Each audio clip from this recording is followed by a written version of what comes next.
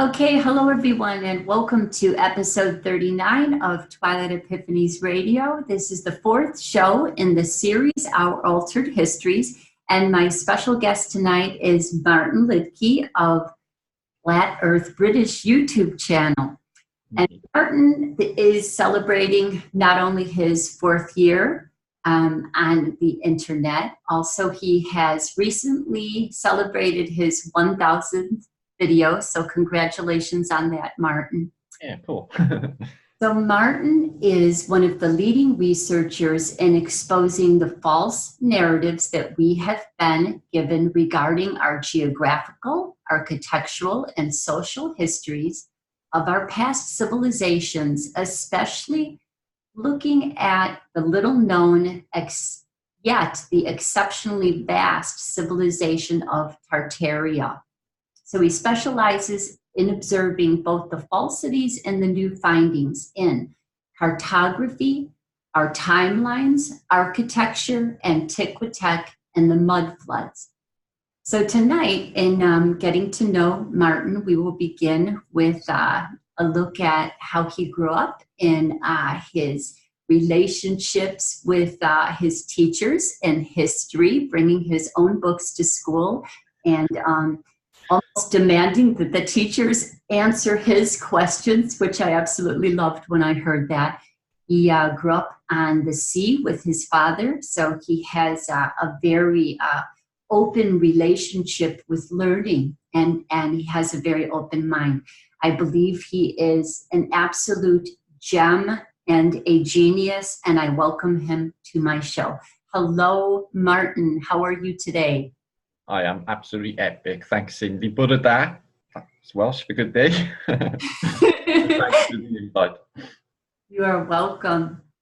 So let's begin with a little bit more of just at least briefly looking at your childhood and what are the interesting highlights that you are aware of looking back now that had a significant part of how you ended up being here today. So I rather kind of look at it, first of all, that I believe I knew you once upon a time, and we are all coming together again because I believe we knew it was going to happen once before, and here we are again because we did remember. I've had dreams about being in a school. 1,000,000% with you. 1,000,000%. I keep getting this feeling, and I've said it for nearly 4 years. From the very get-go, I thought that this was some sort of happening where we were meant to be connected, and then the people, right, that I connected with early on said exactly the same, that they thought they felt not uneasy, but they did feel internally that, oh God, I really recognize you and I know you. How can this be? You know, people outside of this plane, you know, Americans, Australians, and connected really, really, really well. And it's just been happening like exponentially since then. People like, you know, friends that you can't really find in real life, they just suddenly appear online thinking like you know, in the real world. I'm in a world full of zombies that talk absolute rubbish about things that are not important to them, they don't even know. So that's what most people do in the paradigm out there, unfortunately. So yeah, it is a blessing, the internet. It's good in many, many ways, but in other ways it's not. But the message is getting out and the paradigm is shifting. It's too late now. Everything is out of the bag and it's not going to be going back in because millions and millions have heard about this. Okay, the history that they give us was so bogus. How much we've been robbed just breaks my heart. You know, this what just happened with the antiquitech destruction in Notre Dame, 2 days back.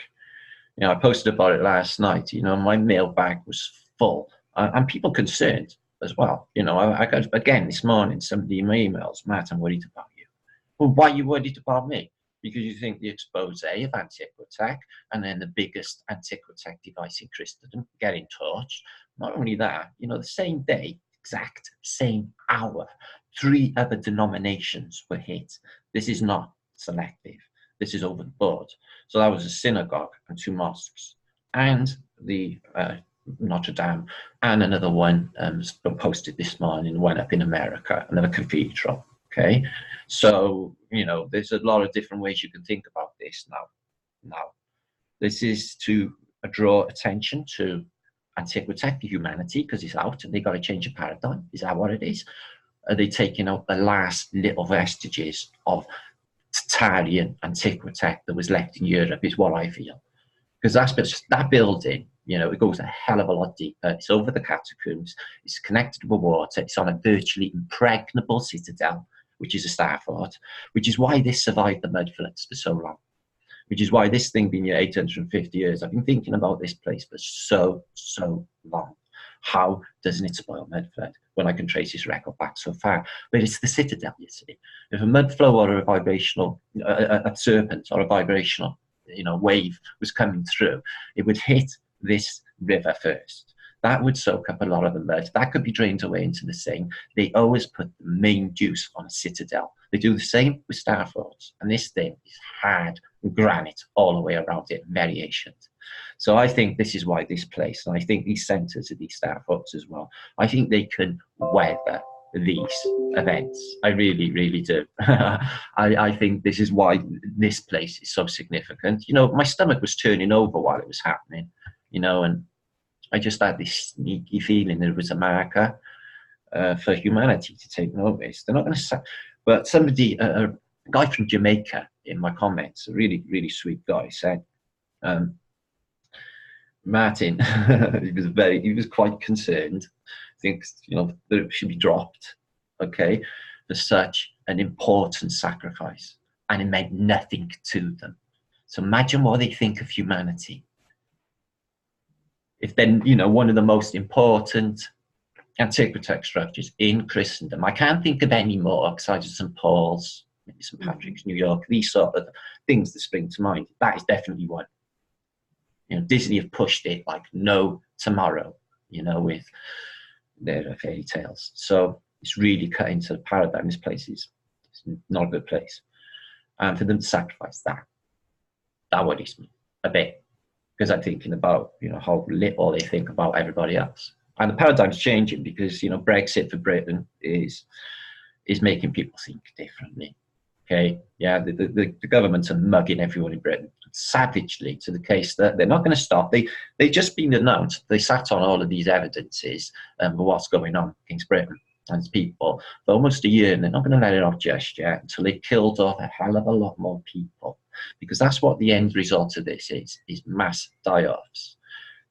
And I can be personal evidence to this, that this is what's going on.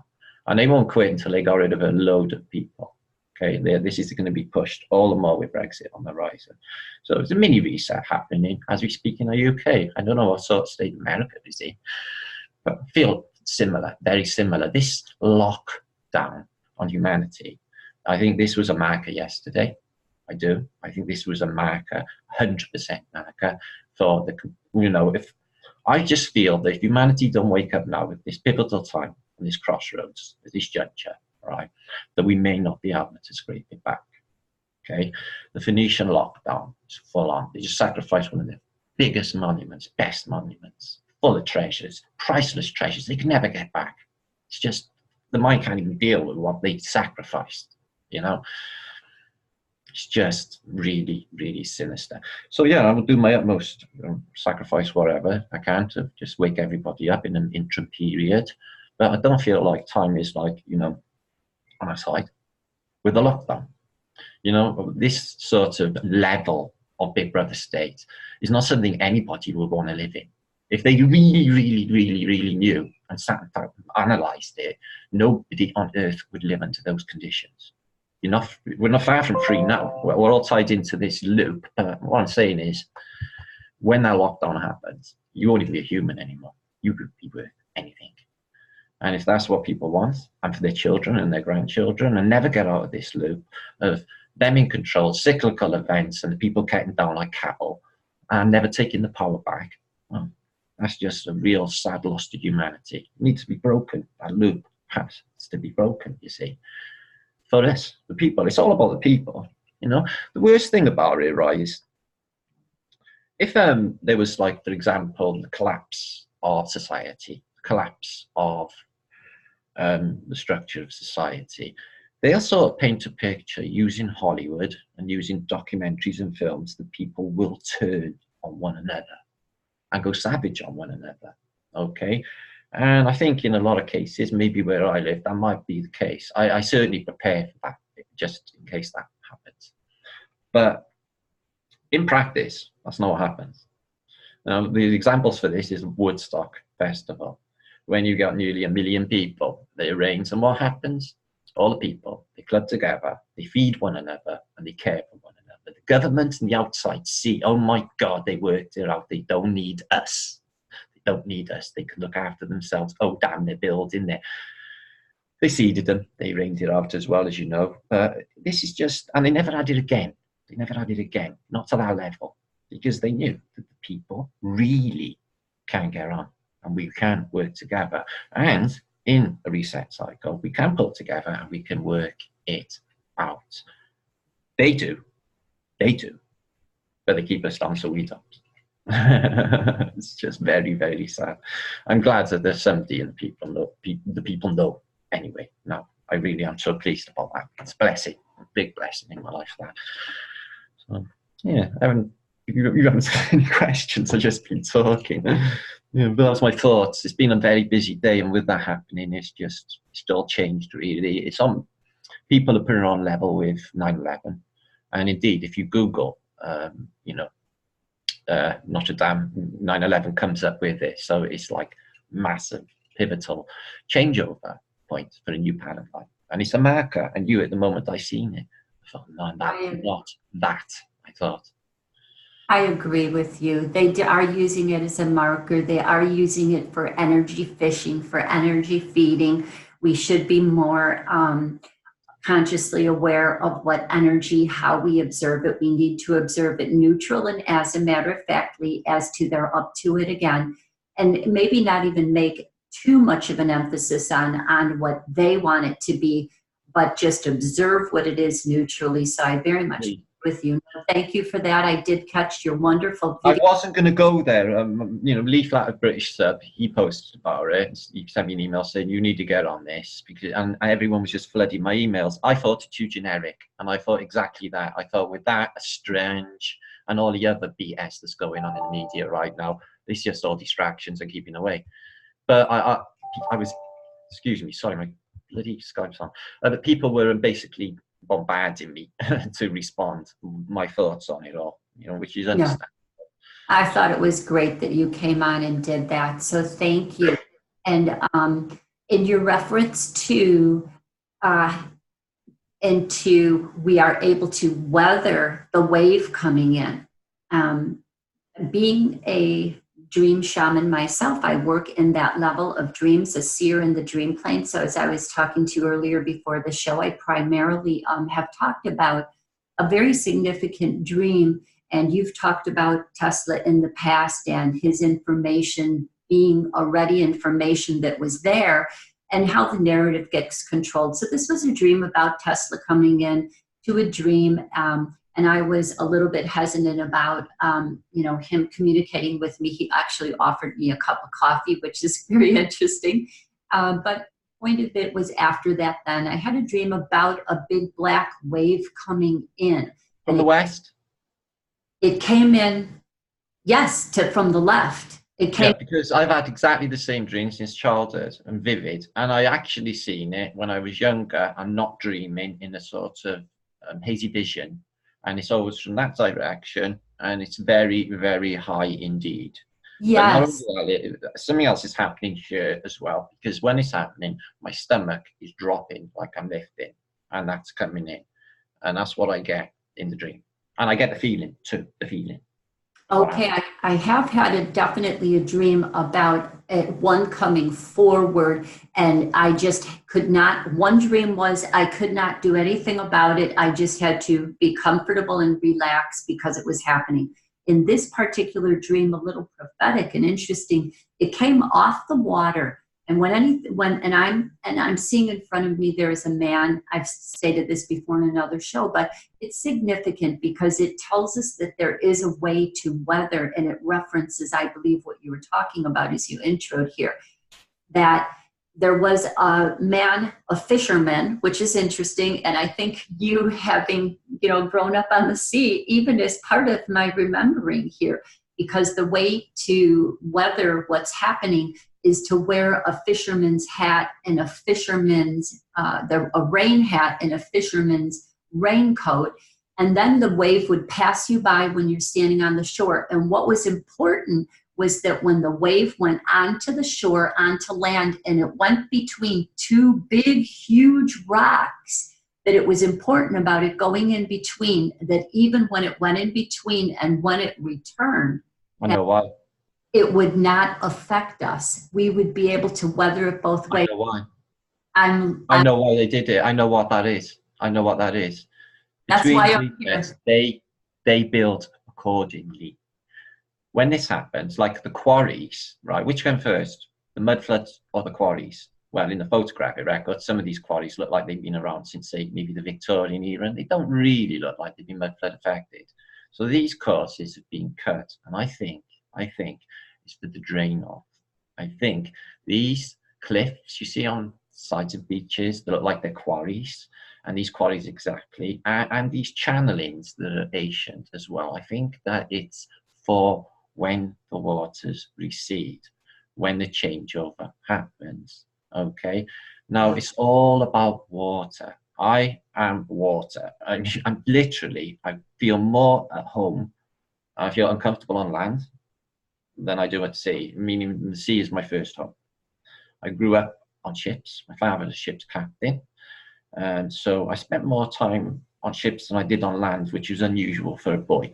In my sort of living in a council estate in Great Britain, okay, in them days, in the 70s and into the 80s, and then I got away to sea myself, and so it's been like encompassed a good bit of my life. But like I said, this feeling of being more a connection with the sea, it's been something with me. But like you said, with that guy weathering the storm, is poignant to me, because I see exactly that way. This guy with the sou'wester on, if you're going to weather anything that comes in like a tsunami, how they survived it in Banjahachi was they got into boats and they went out and they hit it, bows on. You ride it, you go over it, you break through, you go up it, you go over it. Now, this thing that you see and I see, that is a memory from further back. Yeah, people talk about it, Hancock, although I don't really fussed on his mainstream stuff, but he does mention like Emmanuel Velikovsky, that we are a species in amnesia. I think that's what's going on. I think it's over. I think we're starting to wake up to what this place is, and we were so far away from what really was going on. It's just massive ends of the spectrum. Take a look at that civilization behind you. It's scintillating. This place was amazing. You had water tech, you had antiquitech, you had technosmia blowing through church bells. This place must have been bliss. Yeah, and look at it now. We get shopping malls, which are nothing more than concentration camps. I can't really see the difference. And this way of treating us like cattle, funneling us in. Soon we're going to have adverts chasing us down the road. Offering us embarrassing things, and this is a reality. They're testing it in Japan. I don't want this reality. I don't think that humanity needs any of it. We need to go back to that. How can we be more advanced on 200 years ago, only that little ago, right, to a level that leaves them now looking like they are very inept? The level of, these fundamentals that they were working on was the real fundamentals of this place, the ether tech, and drawing the resonance, and the mountains of electrostatic charge that is freely available to humanity. I'm sure the elite use it, okay? People on internet are doing this. It's there, okay? So this was the past, which all disappeared by 1900 for the new epoch, which was introduced by them, which was the Great Expositions, which means spinning a tale, a story, not real, make-believe. They tell you how history was. Knights, gladiatorial battles. We battle, we war. We're not good people. What they really mean is they're not good people. and they want us to think that we're like that, but we're not. We're far from that. We work on symbiosis. We work together like the animals do. We're not that stupid. They tell us we are. Yeah, people are working it out. And the health is a biggie as well, you know. All of the bombardment on our senses, the water, the food. Now we can't even get an un-GMO, you know, seed stock to magnetize. It's a bit of a tragedy, but they do exist, and I have got some non-GMO. But these food stocks, you know, independent, are getting rarer, rarer. People, I don't think, understand the relevance and what that is. That's like the extinction of anything natural on this planet. So what the hell's going on? People need to get out and propagate nature, in my opinion. Yeah. Oh, precisely. So, well, since we've wandered in already, let's take a look at the expositions as part of this, because I had wanted to also talk about Chicago, since I just live in a southwest suburb of Chicago here. And Wow. yes, so Chicago, do come and visit. You're welcome to come. I would. I got friends in Chicago too. They say he lives in Chicago. I've got a few people. Okay. Chicago friends, but it is the Windy City is somewhere I always talk about, always have. I've always wanted to go and listen to all the music that they play. Is it Maxwell Street that they play all the funky music?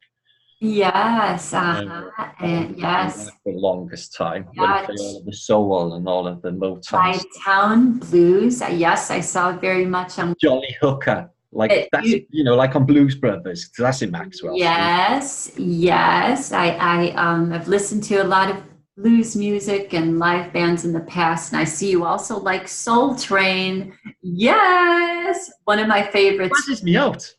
Free. I love people doing Freestyle. extraordinary things, you know. Yes. And all people got talents, and some of these people step out, and you're just like, Joe, yes. Whoa, that was something special. That's why I like to watch it, you know. It's just yes, that leisurely, what they called soul. Truly, that is the essence of what they have wanted to take away. That rhythm, that dancing, that spiraling, that effect. I followed the series for a while on YouTube, right? And, you know, they were always a line of Black Americans dancing. And then as it went on into about 1972, the one episode, they introduced a pretty white girl, which I don't even think I'd seen on the Soul Train before. And they were all there. They're really brilliant dancers. And she comes out and she just slams it with the best moves. Robotics, like 72, doing the robotics, like they do today, but better. And everyone just erupted like, yeah, she got moves, like, and they all just embraced that. It was just, I was like, that was brilliant. well, that's very meaningful to me. I literally, I am 61 right now, and at 16 years old, I was in an all African American bar doing the bump. I was learning the bump. I loved to dance, and my dad had taught me to ballroom dance, and everyone would say, "Girl, you got moves," you know, because I ended up being the Rose Lady, which is very significant. My epitaph is the Rose Lady.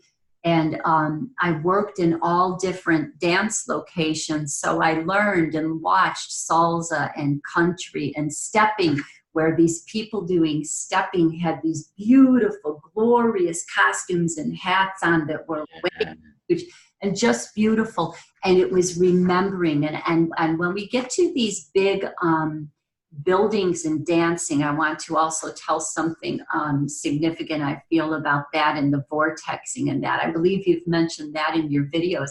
But when I looked a little bit at the Chicago exposition, and that had taken place in the, what was it, the May 1st, 1893. Yeah. It was interesting, and that their opening ceremonies, the World's Columbia Exposition, so this is celebrating what they called the 400th anniversary of Columbus landing in the Americas. And President Grover Cleveland, in the opening ceremonies, presses a button that is signaling the opening of the Chicago World's Fair. He literally pressed a button. That's the first history that I found last night. How significant is that? Well, they've Then, had a president shot in an exposition, McKinley.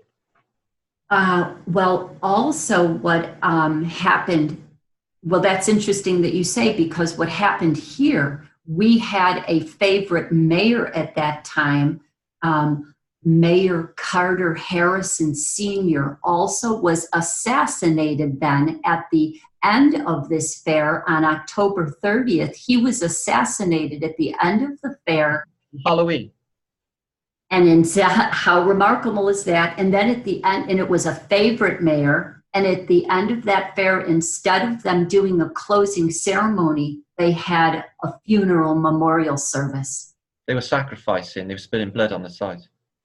And they were closing an epic time frame, precisely. So I would like to hear then, you have videos already about the Chicago Exposition and other expositions. So what have you also found as you were starting to talk about expositions? Something doesn't fit with Chicago. Something doesn't fit with it all. And I can't work it out just yet. Now, if the whole of Chicago, and not only Chicago, the whole area, what was called the Peshtigo forest fire event, which apparently engulfed a good bit of, some of the Great Lakes, and the whole of Chicago at the same time is attributed to this event, right, which is so big that ash falls in the Azores off of Chicago, thousands of miles away. I can't get my head around that when it's all like this big elaborate masonry that shouldn't actually be then in reality. The stone's not ready, neither are the quarries. And if you follow the same story with Chicago, New York, and all cities in Christendom, apparently they had really tiny populations at the 1800 mark, literally in the maybe 10,000 if you're lucky. And then they attribute to these constructions to gold panners in the case of the West.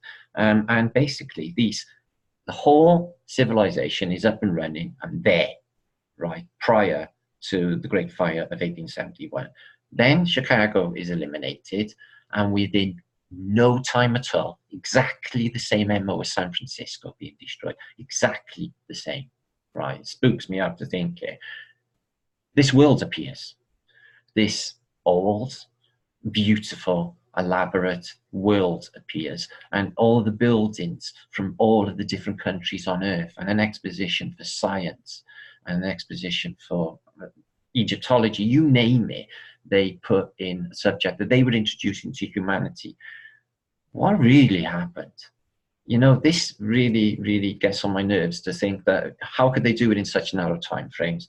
I got a sneaky feeling that a lot of this stuff is already there.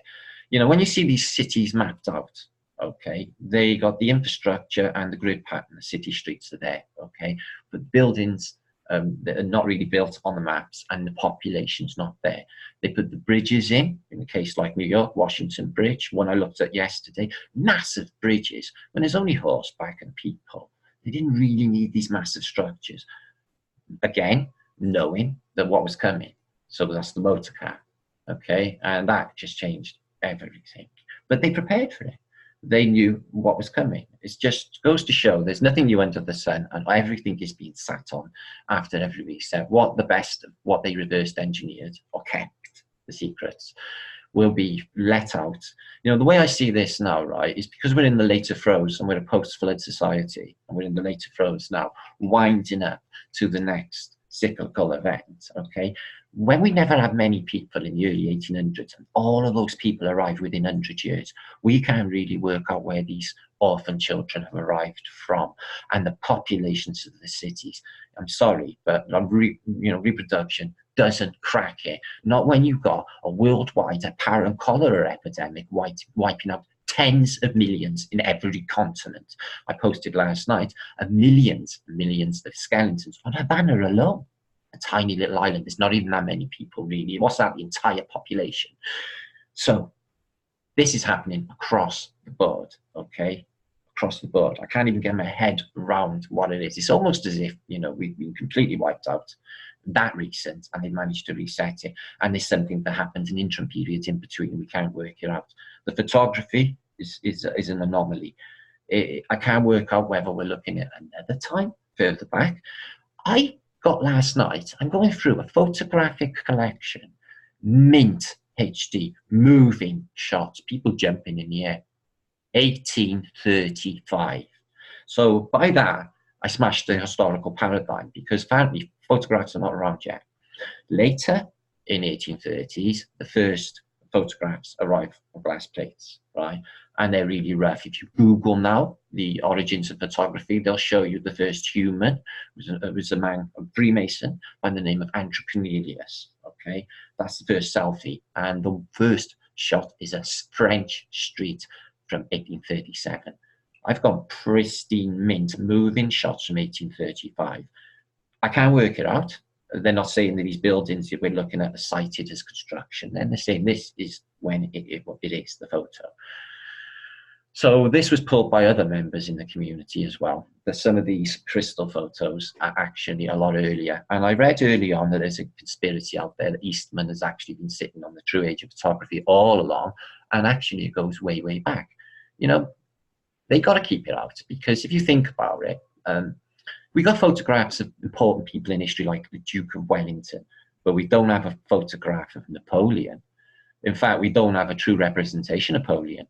Only his death mask that they give us, but they give us a lot of death masks like Oliver Cromwell or Medici. Can we trust these death masks? Are they true representations of these people? Or are they just social engineering rubbish that they have made that? Because this is what I'm thinking is going on.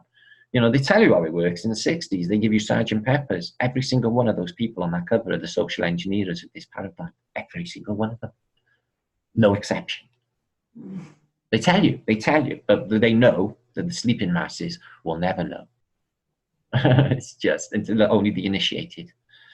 So yeah, this is a stage set Earth, and they're treating us like a farm, and they haven't got our best interests at heart. People need to wake up. Is the way I think about things. You know, it's going to be a change in paradigm soon anyway. That was a catalyst yesterday. That was a starter, and all these other structures, churches from different denominations that went up exactly the same day, is a marker.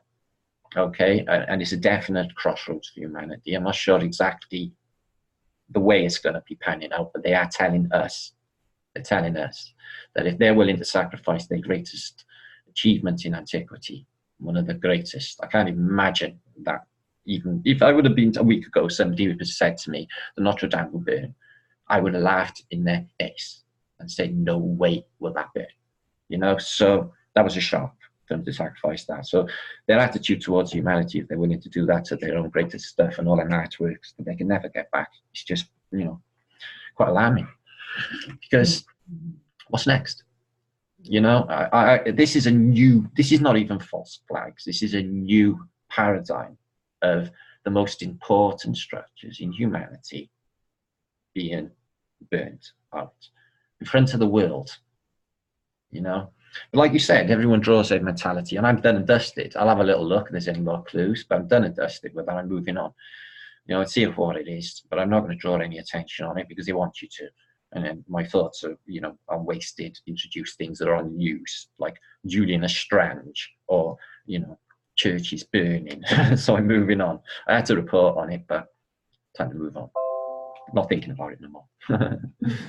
Yes. Well, I agree with you. I feel the same way. And of course, the point, as you also elaborate on, is to remember that it's difficult to determine how it will play out. But one thing is for sure, we don't want to go according to predictive programs. We want to erase that, and we want to, what I see, allow a completely open opportunity here to be completely different.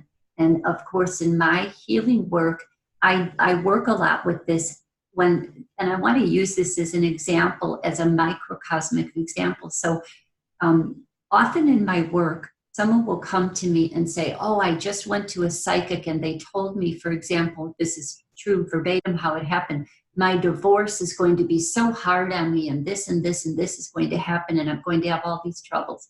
And I look at the numbers that are in her chart, which I see on paper extend all the way on.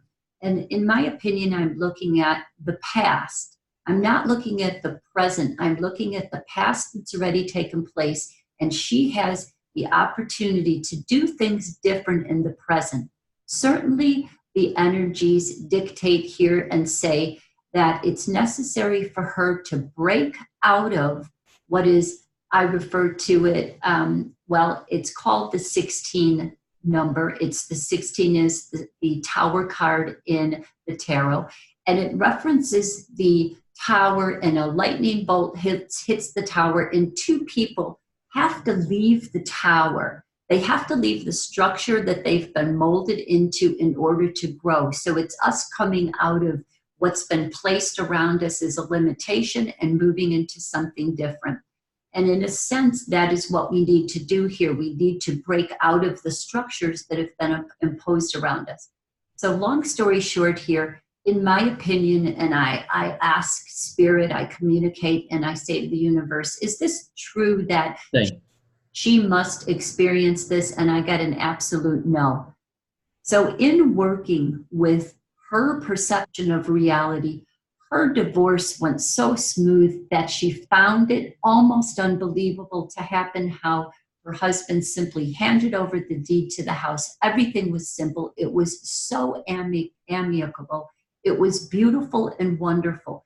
And my opinion is, this is exactly how we can work what is taking place right now. So I want to set that as an example. Awesome. Is we open up here for what can truly take place. I've seen it happen.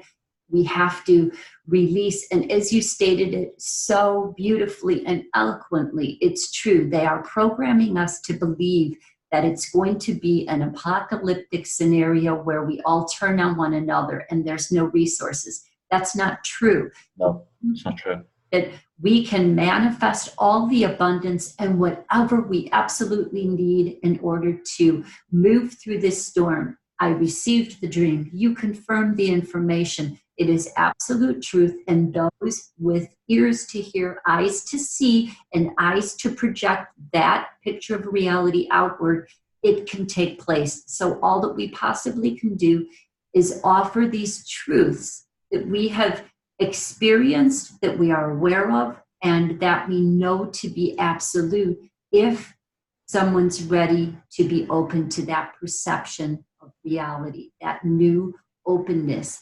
And what I also find is that we are always referencing our future by the limitations of what we perceive happened in the past. So we have to let that go. We have to eliminate any 100% with you on that. Took place before, because then we mental frame and project our forward. You've got to let it go. Animals do it. If you have two ducks and they fight, okay, they'll have a fight and the duck will walk away and it'll shake off that extra energy and get on with this day and talk to it again later and have a quack. Humanity won't do the same. It won't shake that off. It'll store it lifetime after lifetime, and it'll kill you. It'll kill you. That will kill you. That hate, that inside. So yeah, you have to let go of the past and anything that's happened. And it doesn't actually exist. Where is the past exactly? It's figments in your mind, in your imagination. And believe it or not, some people will actually change their memories to suit themselves. Yeah, it's not a type of mental illness. Yes. It's something that people will do through, mental weakness, if you like. They will change it to suit themselves. And they will know the exact scenario, but they will blank it, and it will cause an imbalance, and it will cause a break as well later on. I've seen it happen. It's a really unusual scenario with the mind. But yeah, you're bang on there. You're on the money.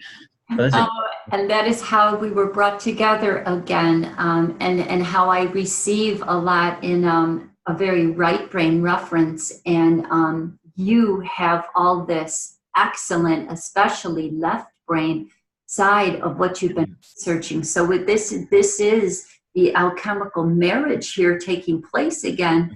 I agree. We're marrying the true alchemical energies, the origins back together again. So people's memories exactly have been implanted, false memories suggested to them. And what I find is so significant is that the moment that I relax through any type of an anxiety state over, let's say there's significant conflict, there's significant challenges, and this doesn't happen overnight. It takes practice. We all need to be practicing now. So a MIDI example is I'm attempting yesterday to put some of this background together and etc. And everything's going wrong. Let's say that literally 20 attempts are going wrong and I'm running out of time, but all through it, I'm still relaxing. I'm still relaxing after every time I get anxious and going back to neutral. I am resetting back to neutral. Exactly what you got to do. You got to flip that negative to a positive. Anything negative is then. And why would what you happens? Yes, and what happens? I find solutions appear in neutral. They do not appear if you have a mental framework or a memory that's inhibiting you to receive true revelation. So also I want, as we continue here, I wanted to present that premise here and have us understand how we can remember the past, the origins, and I think you touched upon it earlier with that picture behind you, that it's been sort of, shrouded from us. It's been, we just had blinkers on. We never seen this stuff. And then all of a sudden there's a big, amazing, scintillating, magical world that's been just before us, more advanced, and it's blowing everyone's mind. Where was it before? Where was it before? And the more you find out about all of this, the more shows to you. And you think, oh my God, is this real? But because the creator, the universe, will indeed let you know if you're on the right track. I ask every single night before I get my head down, God, please tell me, am I on the right track? Am I doing the right thing here? And I always, without a doubt, get that non-audible voice that will say, just relax, man. Just go with it. Just don't even worry. Don't even worry about a thing. And as for anxiety, I should be very anxious, but I don't allow myself to get anxious. I cancel it. I spent years anxious. And the other side of me, people do not want to see. So I got to keep that away from humanity. Okay. I flip. It takes a lot. People can give me hell, and I will take it for the longest time. But there's a breaking point, and if that happens, God help anyone in my presence. I'm really excited. I call it my volcano point, and yes, same. I go berserk. Very necessary. You get very many warnings, but if you push me too far, you're going to have your life. And my volcano side has helped to save people's lives, literally, because it put them up out of the, past. Super strength as well. I'm looping in. When you're dealing with a level of what overtakes others at times, if you're not prepared to go into a super side of yourself that's powerful, and strong, and say, I will defend myself appropriately by not allowing you to impose your reality over me. I'm not worried about any man on earth. I don't care how big they are, who they think they are. It's just not going to bother me. Honestly, I just really, in this place, I've been through so much, and I'm really not that bothered anymore. They don't scare me, none of them. Honestly, they just don't, because it's just the same. We're souls inside of meaty bodies, and you're an equal to me. Okay, no matter who you are. You hate the thought, but it's true. Exactly. So we're all connected. We're all one. You hurt me, you hurt yourself. Yeah. Exactly, and they cannot truly violate that law. They can only have us proceed forward, and once again against ourselves, us against us, and have us do the destruction because we are tacit consenting to everything.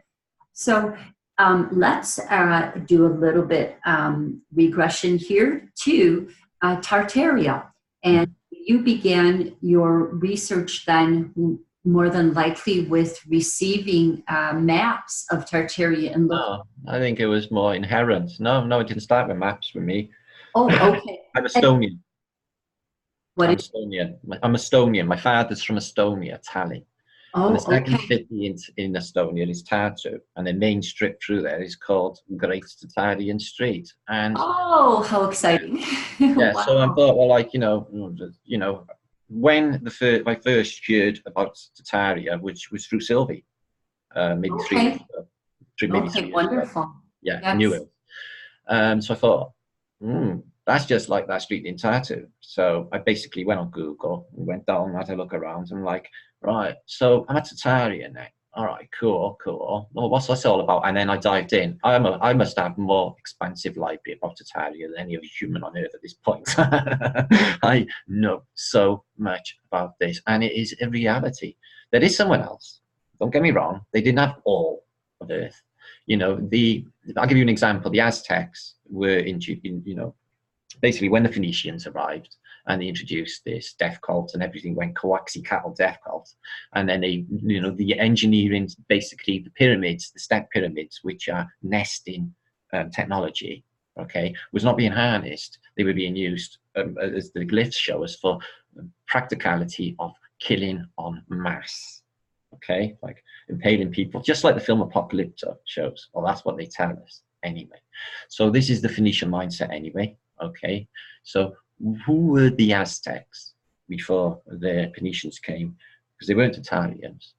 I really don't think. There's no similarities in their culture at all, none at all. So there's others out there, but the main civilization of this advanced culture. Now, I do feel, having said this, it was the beautifulest culture ever, but I do feel that they did have an elitist hierarchy because the structures dictate this. And they had an empire, and so they imperialistic. I can't really pinpoint. But the fact still remains that they had a beautiful society and the people were very beautiful and they're very happy, okay? And these Phoenicians, this water race, okay, which I'm going to be talking about a lot in the next couple of weeks. I can't talk about it now because it'll just be gone, but it is massive and it's real. And when the penny drops, which it will, it certainly will, you will know. And you'll look at this behind you, these pictures of the Great Exposition, and all will make sense. And the mud flood will make sense. And the buildings. But what don't make sense is why we didn't know, why we didn't notice, and how this changes happened so quick and the paradigm shifted so quick. For me personally, I flat with British. So it was first, oh, right, well, I really don't think we're on a globe then. Okay. Then I dived into electromagnetics through, works like you just said, through Winters or Dan Wheeler or Wheeler, people like that. Went into, the physicists that are available online. Okay, the amateur physicist into magnetics, and then sort of worked out what this place was because it seems to be, and it is, overwhelmingly encoded into our reality. I can see it now on the building behind you. It is that pronounced. You can't miss it. Nobody knows. It's all over everyone's face. Okay, it certainly is the electromagnetic model, and our bodies, us, we work on exactly the same principle, that positive, negative, dialectic version of playing. So I believe happy hats actually work. This space above the crown chakra, the vortices above the crown chakra. I think this hollow point where they had like top hats, I think that is sort of emphasized because I feel we might be receptors for information. I can't think that I know all this stuff, not really, but I got a talent for looking over vast amounts of data, okay? And I will speed read it, and my mind will tell me what the important juice is.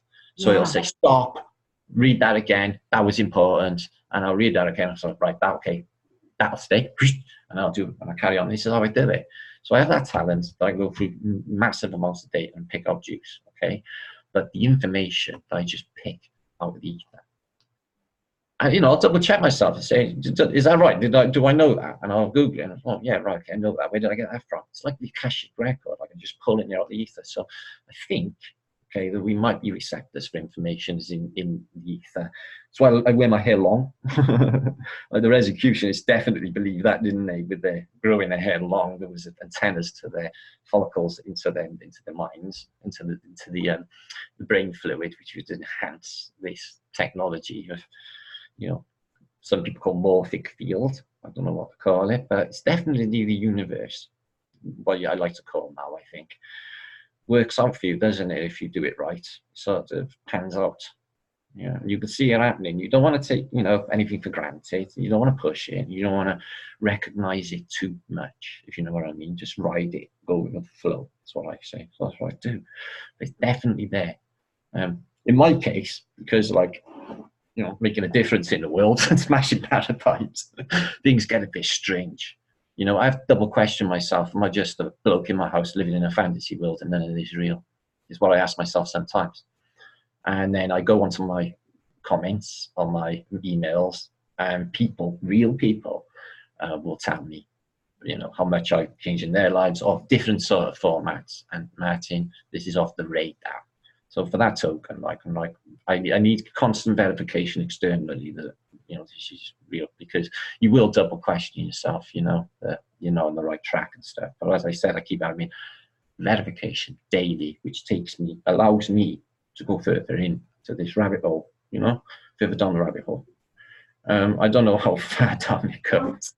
Well, so for those of us who, I'm fairly familiar now, having researched and watched several videos about the civilization of Tartaria. So can you tell us about the old maps, and when someone's looking at these old maps, what it means and where Tartaria was, so that we can begin there and then work up to the aspects of the architecture so that others can take a look around their area, those who haven't made it here yet, till we can state that again, reminding everyone that you have a vast collection of this on your website. So this is a definite teaser here into all of the incredible videos that you have already done that elaborate on this point. So this is one great summary here, and adding in to these shows a little bit of my spiritual take on it. And we has obviously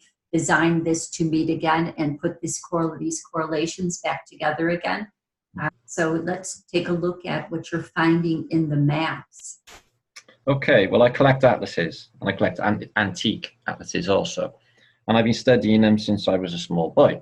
Okay, my fascination with photography is very early. That's my earliest fascination, I think, with maps. And I never ever seen Tartaria. Now, I see Mongolia, which said it was an autonomous region, but it never ever seen Tartaria. Now, when this arrived, this Tartaria, I went back through some of my old atlases, and lo and behold, there it is. But I never noticed it, and I'm very keen eye, and but there it is in our reality. So they got us colour, like they colour the British Empire pink on a Mercator projection in your schoolroom. Well, if you imagine most of the top bit and a good bit of South America and the center of Africa, all Congo time, all the way down the south tip of Africa, and pretty much the entire place would have been the color of yellow, which is Tartaria. They were the greatest civilization that ever was. They like to say the British Empire. They only blow that trumpet because they took out Tartaria. The British are in fact Phoenicians, and the Phoenicians, the maritime race, were the ones that did it. There's no doubt about that now at all, right? Got the proof anyway. So the maps started to change. They started to be on the borders near maybe 200 miles east of Moscow is the border of Muscovy. Okay, but what we think earlier on is Moscow was indeed a Tartarian city. Why do we think that? Because it's jam-packed full of Tartarian structures. We think this might have been a hub, and their expansive star fort system, etc. That bit is missing. There are some clues, like the Lord Mayor's of Moscow's coat of arms from 1850s shows both the griffin and the Muscovite symbols. So the double-headed eagle, the imperial eagle. So he had both on his. So there is clues that it was Tartarian. So I think the Muscovy was a lot smaller, just a sliver, bordering the Eastern Bloc countries of Latvia, Lithuania, and Estonia. The rest was Tartaria, but they did come here. They came to Britain.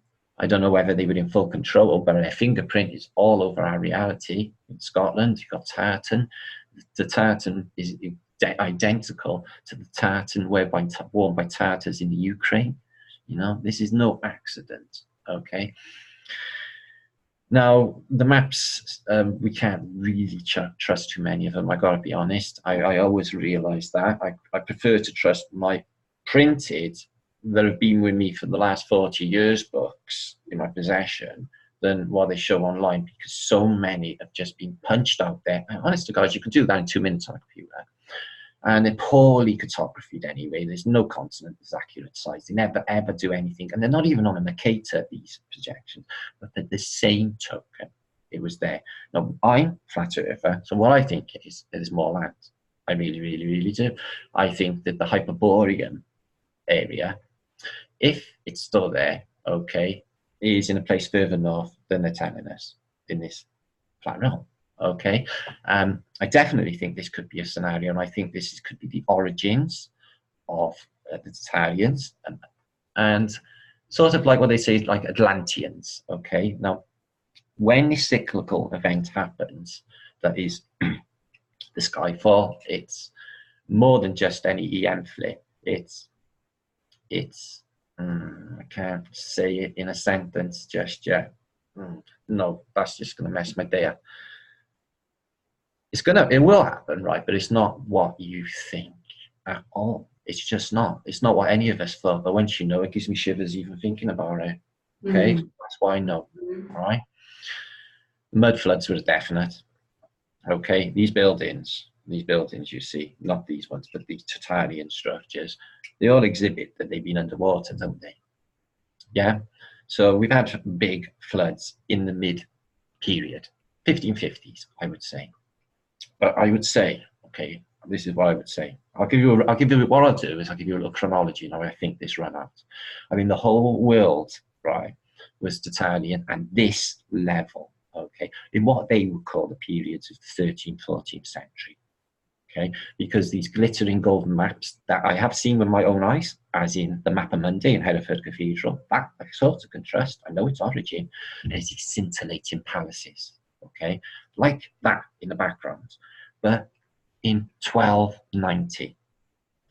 Following that, the big one. Now, I'm not talking Noah's flood. I'm talking a cyclical event that does happen in this place. It's based on what the Phoenicians show us. They actually, in their architecture, show us and tell us without any shadow of a doubt what is going to happen, okay? A big part of it is the water. They can do anything with water. Yes, anything with water. And what have they done to everyone in Christendom? They baptized you. They christened you, right? They christened you to this water to resurrect you to the new Phoenician state. And where do you think that Phoenician state was before this? Have a guess. Tartaria. Now, coming up to 1500, there was a big event. Okay, it took out Rome. I can show that through ancient documents. There was events, earthquakes as well. Santorini event, I think, was around this time, which attribute to to the Egyptian plagues, etc. But that recent. Okay, but what I think happened, I think this place took 2 generations probably to get a little bit better. Okay, so I think they switched off the calendar. It's the only way I can make sense of it. Meaning there may be a couple of 100 years that are not included in this. Okay, and they've had to alter all of the dates, which would explain why there's no date further back, and you can't trace them because they're not there, because that time wasn't there. The Dark Ages didn't exist. The first millennium AD on their calendar don't exist, but the time period does. The time period does, but not their calendar set out in their chronology. Okay, coming into the 1500s, and I think I know now that there was later smaller reset events, and it was all to do with after the Phoenicians came into the Americas, and this was way before, what they say, Columbus. We're talking 12th, 13th century. Okay, when the time of the Parent Knights Templar taking treasures, building the Oak, Oak Island, that's not what was going on. These were Arcadians. These were Arcadian refugees escaping Phoenician persecution, murder, which is still ongoing to today. Okay, now these Arcadians are the Basques, they could be the Celts, they could be any really nice sort of indigenous peoples, which is just splattered around the world. And that's how they had to live. The Gypsies, the Romany Gypsies, yeah, they are Tartars, but they look a mess because they've been subjected to look like that over time. Okay, World War II come, before the Jews, who do you think was rounded up first? The Gypsies, 800,000 of them, going on 1 million. So, it's the eradication of these people. It's still ongoing, and I think that this event with Notre Dame is definitely part of it. That is its Tartarian structure. There's no doubt in my mind that that's the case. This is Tartar tech, okay? The technology that the Phoenicians got, they can do anything with water. The other stuff they took from Tartaria. And we have proof from this, and there's more coming, through a guy called Bailey, who's a contemporary of Benjamin Franklin, and he states that our sciences were taken from Tartary. From Tartary is what he says. The center of Asia, not the Greeks. The Greeks took it from Tartary. All of this, they just spun it in a Western philosophy sort of manner, the Greeks, classics and everything. But the Greeks were not the Greeks anyway, and neither were the Romans. They were ruled by a ruling class of a very strange Babylonian family, okay, the Bacchasites, the Phoenicians, who are running the world's monetary system, the world's banking system, world trade system, as we speak today, okay? How do I know? Because they're emblems of triumph in every American, British, and world city. The architecture screams it. They took out the Tartaria of the architecture, and they're still smashing that stuff up today. And the more we notice, and just fears that the more we notice, the more they'll get rid of this stuff, That's not the case. They did it with the Gulf War, smashing up the remnants of ancient Samaria and blowing up Baalbek. Is that a response from the Arab world against the Phoenician overlords? I'm thinking that actually might be now, the more I think about it. If there is reality, they're only on TV pictures, that's no evidence for me, but it's still out there that they're smashing antiquity. And it's still ongoing today. It's still ongoing, this story. Never ending. But there is a loop, and it can be broken. It can be broken. I know this in my heart that it can be broken. Okay? People are a lot smarter than they give themselves credit for. They just lock themselves down a little bit. Yeah. We only got 10% of our mind, brain working thing that they tell us is going on is just make believe. Okay, if you go on that, you're constantly undermining yourself and you're thinking you're not going to your full potential. I think, why limit yourself? Why limit your mind? Why not release what you know is there? That's the way I think about it. Just release it all. If it's still the good and you're doing it for people and you're doing it for humanity, actually, then you don't really have to worry about it, do you? Just go with it. But it is a bit of a shame that people are so heavily indoctrinated into false paradigms. That upsets me. I'm I've got to be careful. I can't tell the truth because somebody with a sensitive disposition about one of their deities might get upset or something. It's really, really narrow tightrope to walk in this field of alternative history because people are so into false paradigms, into implanted ideas. Nobody can work out, right, that their thoughts that they've had have been told to them by other people. And you're not really getting any original thoughts. Not really. You listen to the telly, who's implanting thoughts, books, the media, all of their falseness. It's all implanting your thoughts. You're not having any of your own. You need to disconnect. You need to sit, think to yourself that it's all bullshit, which it is, and start thinking for yourself. And that is exactly what's happened on Flat Earth British. With this reverse engineering of antiquity, I feel, and I know, especially with Aquatech, the gladiators, the Colosseum, nobody knew until a month ago their real purpose. Yeah, and there's more to come. I got more of this series, and it will prove beyond any shadow of a doubt this is a reality. This is what they were doing in antiquity. They could do anything with water. The prospect humanity are amazing if we could unleash this. Yes. Now, I do want to note that so this show that we're doing here is first airing on the radio. And I want to let everyone know who's listening that I do have running a slideshow underneath the link for the radio that has many different pictures. I probably posted maybe about 30 different pictures. Wow, get on my website. I got 10,000 on my photo dump.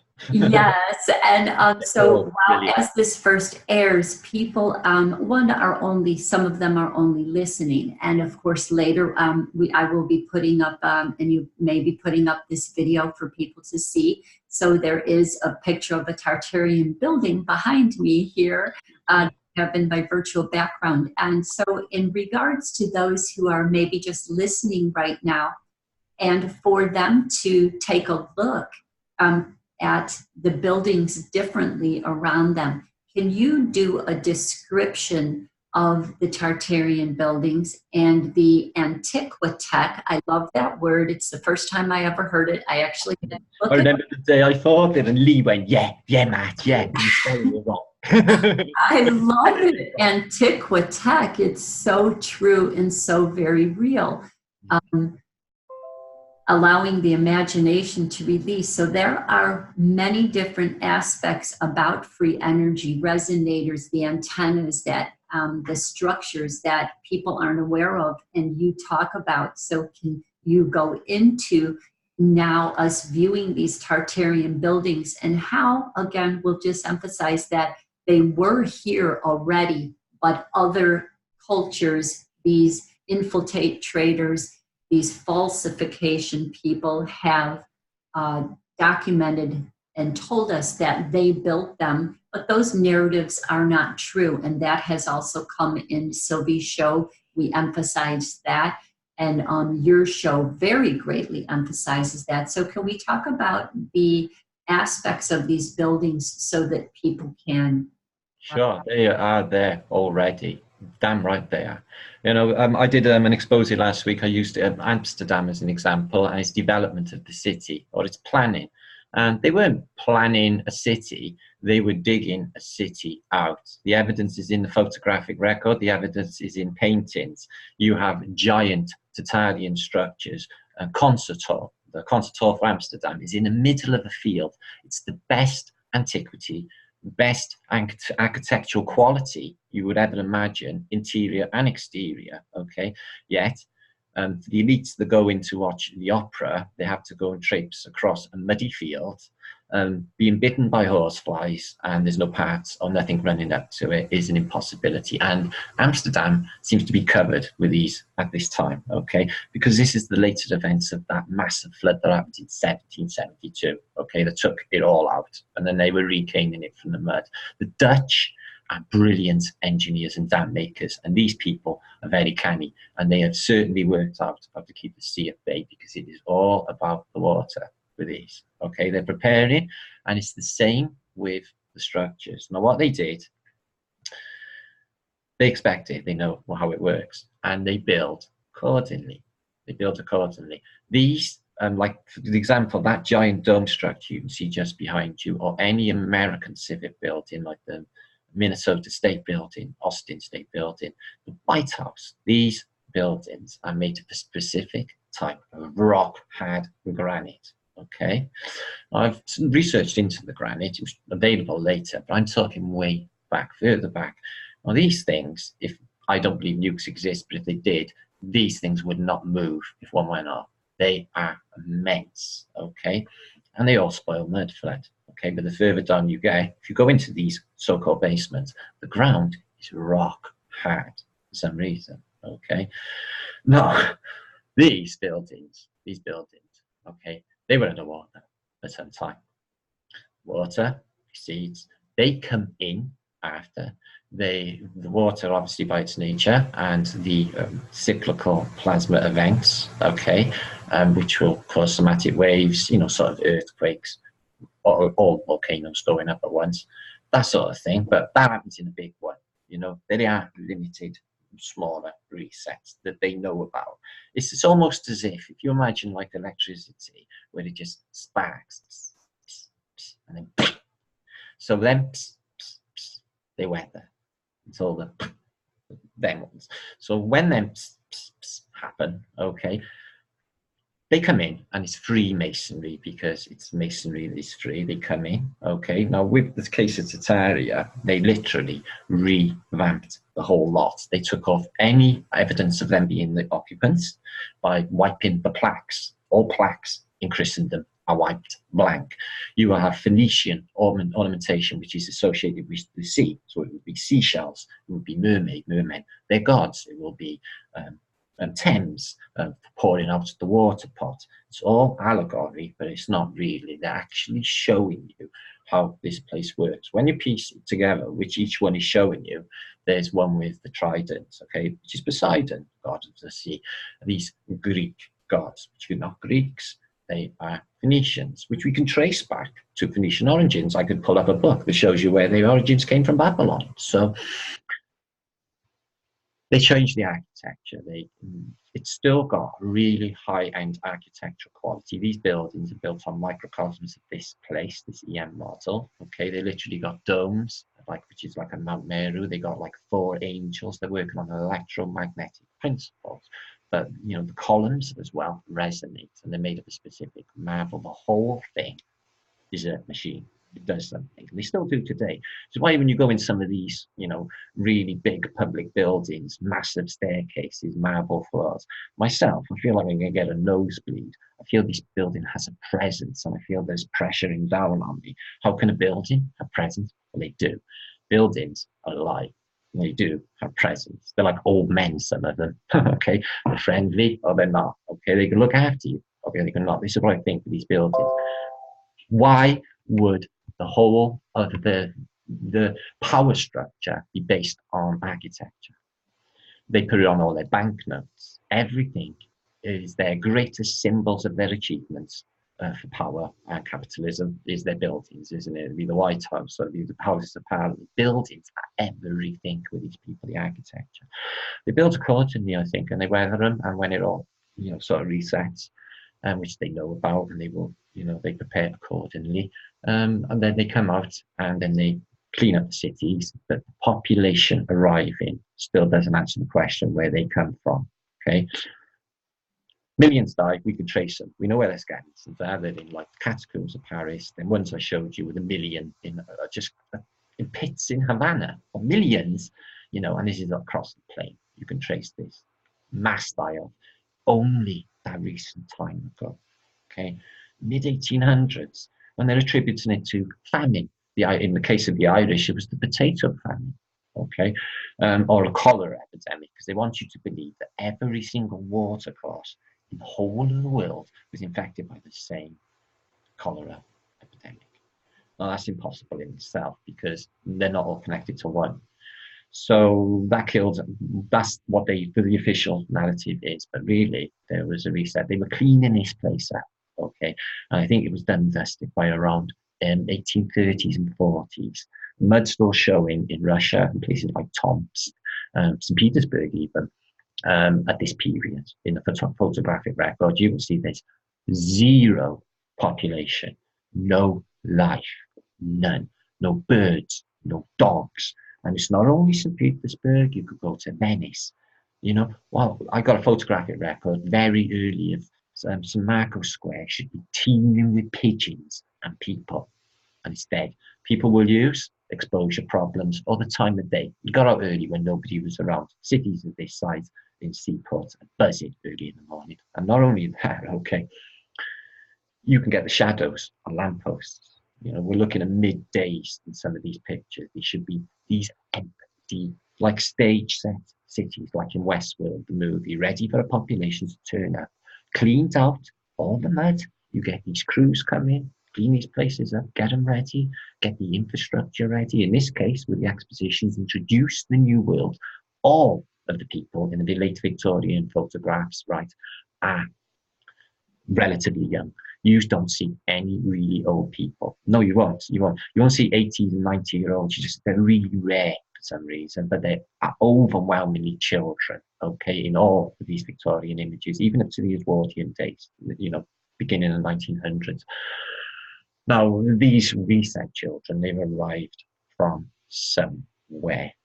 They stored somewhere off ponds. You know, in my case, I'm flat earther, so I really do think that there is more land on the other side of what they call the land and the ice that goes around this place, the Antarctica so-called continent. I think it's close. I think they go there, and I don't think it's that far away. I think you could probably fly there. It's that close, and I think it's other continents, and I think that they are, warm and livable, and I think it's close by, and I think has to be the case of where these are coming from. Mining as well seems to be an operation, and I don't think it's just all about resources. They're using maybe the centipede just to ravage, and all of these continents are outside, cutting the land away. Maybe they're backfilling it like they do in Dubai, stealing our land, shipping it out. Who knows?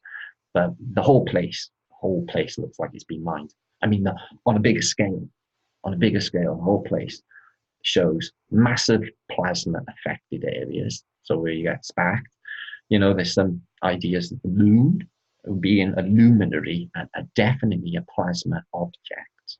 Can't define it, but it's definitely plasma. Could get a little too close. There is arcing spots all over it. Okay, they're not craters. Craters don't work like that. If there was such things as craters, they come in at different angles. They don't all land both, and then there's just a hole. It's just a ridiculous notion. Anyway, we've tested that. Doesn't work. We've tested using sand. Doesn't work. These are plasma discharge points, and they exactly look like them too. So they are, and you get them exactly matching the Earth's surface. This is part of the cycle when the sky, what they call the sky fall, which is basically land sort of rising, if you like. It's difficult to explain. It really is. You have to bear with me in this. Oh, that's wonderful so far. I did want to mention that your sound altered just a little bit. So just slightly. I don't know if something got affected there. My computer off. Maybe I'm killing my broadband away. Anyway. Got a little staticky. That we use on bass. Just very slightly. It's sort of a slightly hissing sound that came on, and you were sort of going up and down in volume a little bit, but it's not too bad. And potentially it might not even be picking up on the recording. I have pretty good earbuds on. Oh, yeah. So, sorry. It's okay. Quite a way away, so we'll go with it. I think it sounds a little bit better now. Okay, so now the antennas that are on these buildings, well, let's take a look at the fact there are resonators or antennas on the building. The structure of them, as you said, they are alive. And then we're looking at that they are extremely tall. They have huge doorways, huge, vast insides. We have to wonder, what is the sense of building things this tall, and so let's talk about that and the potential that there were tall people scaled back in different times.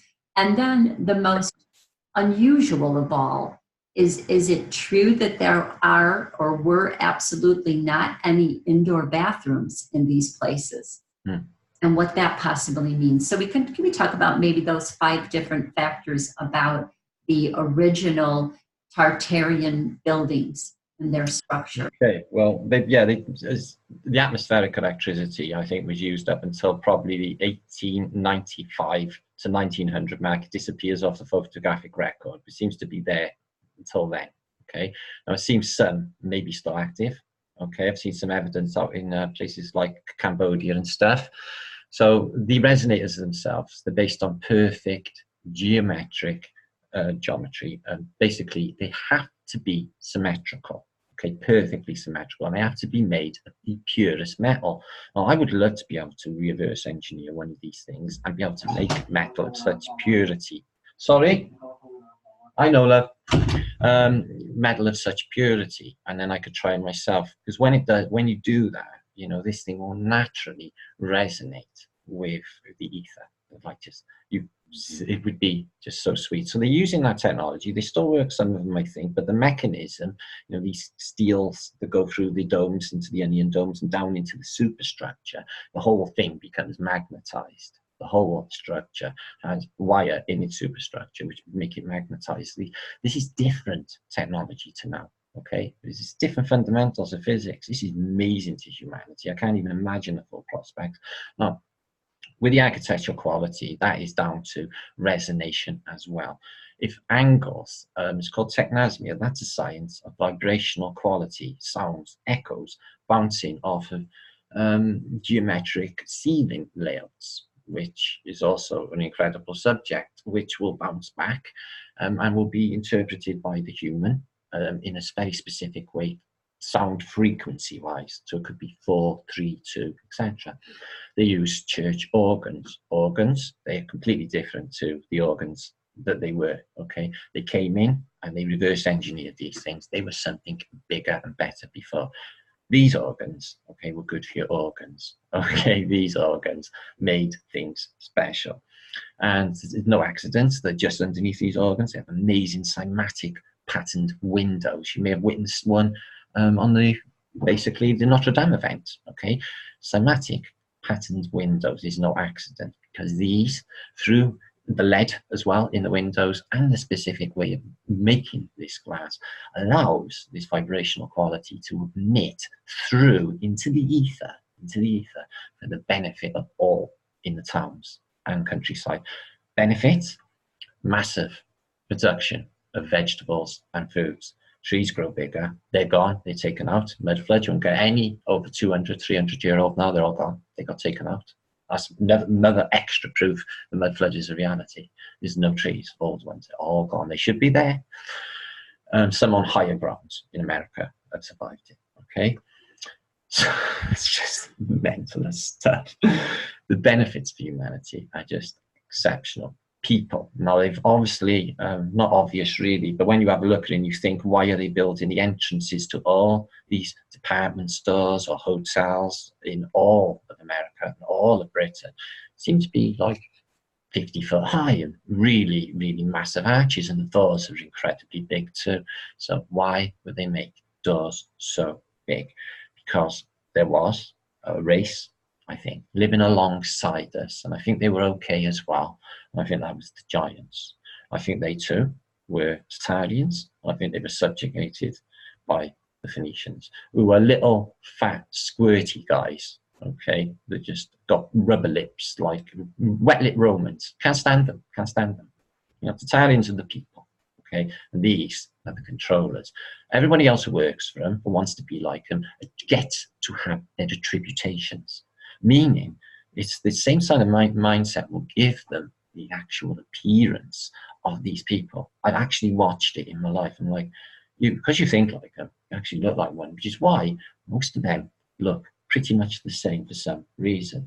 It's the mindset, it's the self-projection that they introduced through the Bacchusite mindset of the Phoenicians, and it works to such a great extent that people won't even question it. You know, this is what the first thing that happened when I got into flat Earth is, I don't know if I'd have had the same response from people. I don't know whether I would even pushed with it. But what the first thing happened was everybody got annoyed and called me a retard and called me stupid. And I thought, oh, is it? Oh, is it really? And that really infused me to go into this a lot more. People hadn't come in like that, you know. And I think, why that response? I'm only questioning the environment we live in. Am I not allowed to question the environment we live in, even though there's no evidence? You know, I'm looking at photographs. I'm not looking at reality. And I'm never going to see this ball. Why do I have to believe in it? I'm never going to go out there. It's never going to happen. There's no out there. You know, and that is in my mind. When I say those words now, that sounds completely rational and logic. And I'm not stepping outside of no boundaries. I'm just saying that there's no proof in my real life. Okay? Not that I know of. There are other reasons for what's going on, and we don't understand our consciousness anyway. Okay, we don't even understand if the consciousness is internal perception, as in you are not in this room. Okay, the room is in your mind, projected on a little screen in the back of your mind, meaning that everything is in your mind. I like to go with that. Or is it a projection, meaning that you are a receptor and this is all projected, you know, emitted, like the wave function collapses, quantum mechanics would call it, for your conscious observations. That could be an aspect of it too, and that could be an aspect of what's going on here too. You know, I think as this awakening grows, I think that people are getting more and more to see this. It's like the Wizard of Oz behind the curtain. There's the control of the little dude controlling the world. This little sad dude who landed on from a balloon out of a vortex into, this other world. I think this story has so much similarities with the real, what's going on. They always do it in the movies. There's always an underlying theme. The film like Gone with the Wind is a definite. I just played it out in my mind like literally 2 days ago, and I thought, oh my God, that's the Phoenician takeover at Tartaria. That's exactly what that film is about. The sides, the two families, the elites, and this underlying thing about houses, and it was like, oh yeah, and they keep doing it, and there's so many films that will do it with as well. And they really, really like to brag, but they like to keep themselves confessed on. This is their buzz, yeah. This is exactly. I so agree with you. I completely agree with you. And it's sort of a theory coming to mind, but as they've begun with 3D printers, and something interesting that Sylvie said about magicians of the past, that we are 3D printers. I think it, but still, look, a lot of stuff Sylvie said, I've stuck in my head, like a branding iron with Sylvie. She's the woman that got me even looking at this in the first place.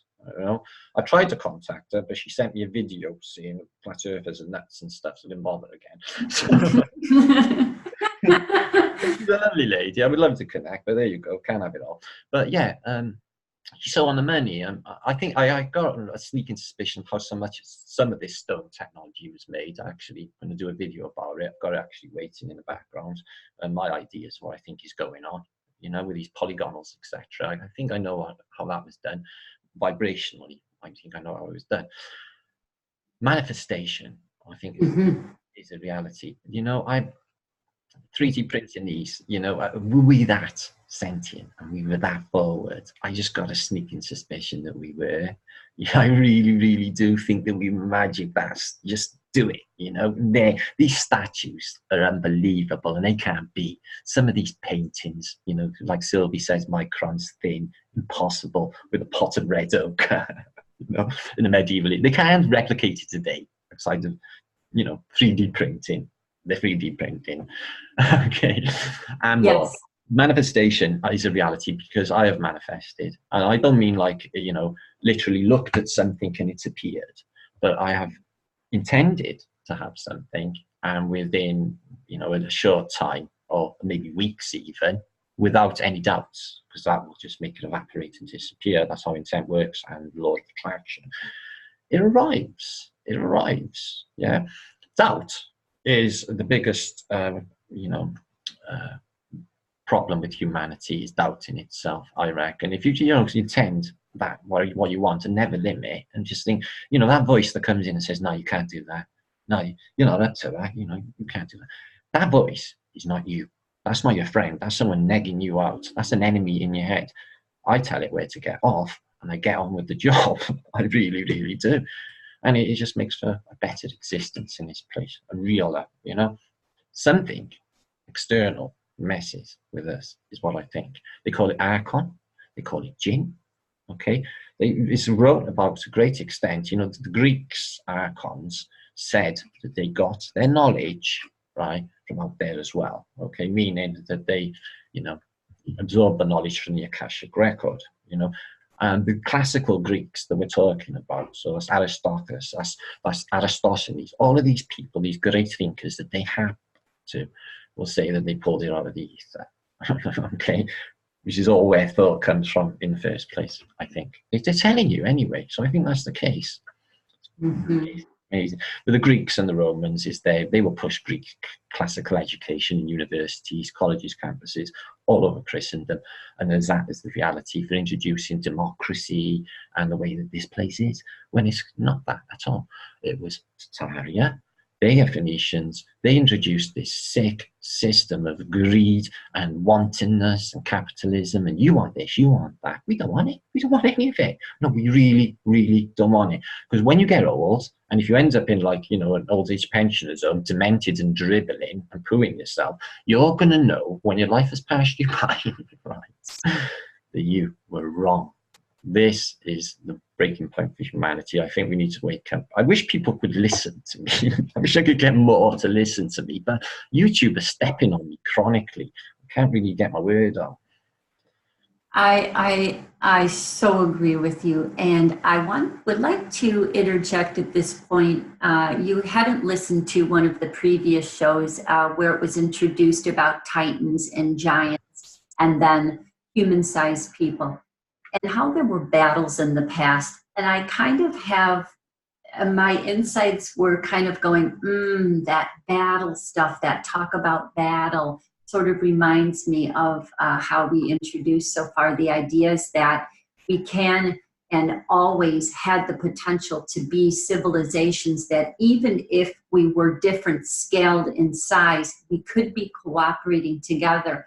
And that is always introduced into, of course, the Disney fairy tales and themes, the good giant, etc., and then there being negative giants. So obviously, in all civilizations, there. I smell the blood of an Englishman, you know.